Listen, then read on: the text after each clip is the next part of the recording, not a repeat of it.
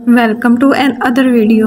आज आपके लिए एक और हॉरर स्टोरी लेके आए हैं। ये एक सच्चा वाकया है। मेरे नाना अब्बू ने आज से तकरीबन 30 साल पहले खन्ना पुल कब्रिस्तान, जो कि बहुत बड़ा है, उससे थोड़ी दूर ही अपना घर बनाया था। तब वो घर बिल्कुल ठीक था, यानी कि उसमें जिन्नात वगैरह नहीं थे। घर काफ़ी बड़ा था, 5 बड़े कमरे, 2 स्टोर, 1 किचन, 3 वाशरूम, एक पक्का सहन, जबकि उसके साथ ही एक कच्चा सहन भी बनाया था। जबकि छत पर सिर्फ 2 कमरे और 1 वॉशरूम था। घर काफ़ी बड़ा था। जब घर को बने 4 साल हो गए तो नाना अब्बू ने कच्चे सहन में एक कुआं खुदवाया, लेकिन कुछ अरसा बाद ही पानी सूख गया था। तब नाना अब्बू ने कुआं बंद करवा दिया था, लेकिन कुआं बंद करवाने के बाद ही घर में जिन्नात की मौजूदगी का एहसास होने लगा था। मेरे 3 मामू और 1 खाला हैं। उन सब ने और नाना नानी ने घर में बहुत दफ़ा जिन्नात की मौजूदगी को महसूस किया, लेकिन तब तक किसी को जिन्नात ने डराया या नुकसान नहीं पहुंचाया था। मेरे बड़े मामू की शादी हुई तो मामी ने भी कुछ गैर मामूली चीज़ें महसूस की। नाना अब्बू ने कुआं बंद करवा दिया। एक दिन मेरी नानी अम्मी ने एक कमरे में आटे की बोरी रखी। जैसे ही वो कमरे से बाहर निकलने लगी, वो आटे की बोरी खुद ब खुद कमरे के दरवाजे के पास आ गिरी। वो बोरी अपनी जगह से तकरीबन 10 फुट दूर जा गिरी।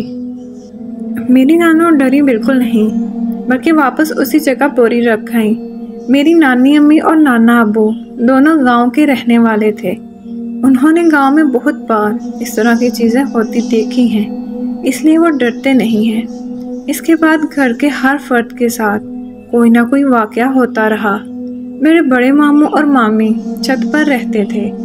एक दिन मेरे छोटे मामू ने मामी को डराने के लिए दूर से छोटा भालू मारा। वो मामी के पाँव पर लगा, लेकिन मामी कुछ कहे बगैर ही कमरे में चली गई। मामू सीढ़ी से उतरने लगे तो देखा कि मामी तो नीचे से ऊपर आ रही थी। मामू बहुत डर गए और मामी को बताया कि अभी वहाँ उन्होंने किसी को भालू मारा था। मामी मामू के साथ कमरे में जाकर देखा तो वहाँ कोई भी नहीं था, लेकिन वो भालू वहीं पड़ा हुआ था। मामू बताते हैं कि इस रात वो सो नहीं सके, क्योंकि कोई चीज़ बार बार उनके पाँव पर लगती। वो उठकर देखते तो कोई ना होता। वक्त ऐसे ही गुजरता रहा और सब मामू और खाला की शादी हो गई, लेकिन सबके साथ इस तरह के वाक़यात होते रहे। कज़न लोगों ने भी बहुत बार स्टोर के साथ वाले एक कमरे में किसी औरत को देखा है, जिसने एक छोटे बच्चे को उठा रखा होता था। जब वो किसी बड़े को इस जगह लाते तो वहाँ कोई भी मौजूद नहीं होता, लेकिन वक्त के साथ साथ जिन्नात किसी न किसी तरीके से अपनी मौजूदगी का एहसास दिलाते रहे। अब तो सबको यकीन हो गया था। मेरे नाना छत पर सोते थे। गर्मियों में बाहर खुले आसमान के नीचे सोते। इन पर 2-3 दफ़ा किसी चीज़ ने हमला किया। उनकी मच्छरदानी उखाड़ दी। नाना चारपाई की एक तरफ कुल्हाड़ी रखते थे। वो फौरन आयतुल कुर्सी पढ़ते और कुल्हाड़ी उठाते, लेकिन हर दफ़ा वो ये देखते कि वो चीज़ साए की सूरत में होती थी। वो चीज़ फौरन घर के पीछे बाग में छलांग मार देती। नानी किसी औरत के कहने पर एक खातून के पास गई। उन्होंने कहा वो जिन्नात इस बंद कुएं में रहते हैं और आपको वो इसलिए तंग करते हैं कि आप वो घर छोड़कर चले जाएं। नाना अब्बू और नानी अम्मी ने फैसला किया कि वो ये घर बेच देंगे। जब घर बेचने की बात सबको बता दी तो उसके बाद रात को साफ नजर आता कि छत पर बने कमरे की छत पर कोई बैठा है।